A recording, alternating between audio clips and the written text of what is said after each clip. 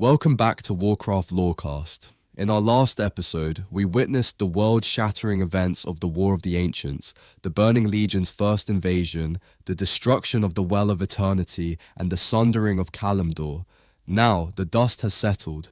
Today, we turn our attention to the survivors and the quiet but critical foundations of a new era, the rise of the Night Elves as stewards of a broken world. After the Sundering, the massive continent of Kalimdor was shattered, great chasms opened in the earth, and oceans rushed in, separating the land into the great continents known for millennia. Kalimdor to the west, the eastern lands to the east, frozen Northrend to the north, and mist-shrouded Pandaria to the south. Other regions, like Zandalar or Naziatar, would remain hidden or forgotten, shaped as much by time and magic as by the Sundering itself. At the center of it all churned a raging storm of arcane chaos, the Maelstrom formed from the imploded Well of Eternity. Most of the Highborn perished in the destruction.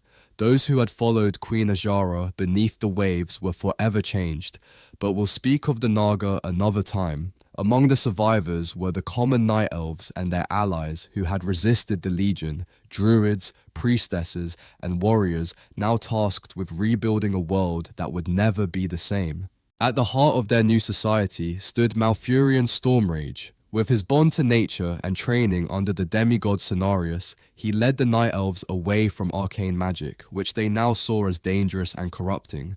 Instead, they embraced druidism and sought harmony with the natural world. This marked a turning point in Night Elven culture, a shift from arcane dominance to deep reverence for Elune and the balance of nature.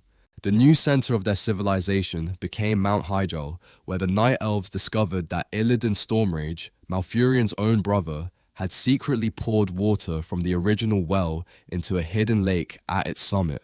Illidan believed that Azeroth would always need the arcane and sought to preserve its power, even if it meant defying the druidic path. While his actions helped create the new Well of Eternity, they also led to his imprisonment. Malfurion and the other druids buried the well beneath roots and canopies, hiding it from the world.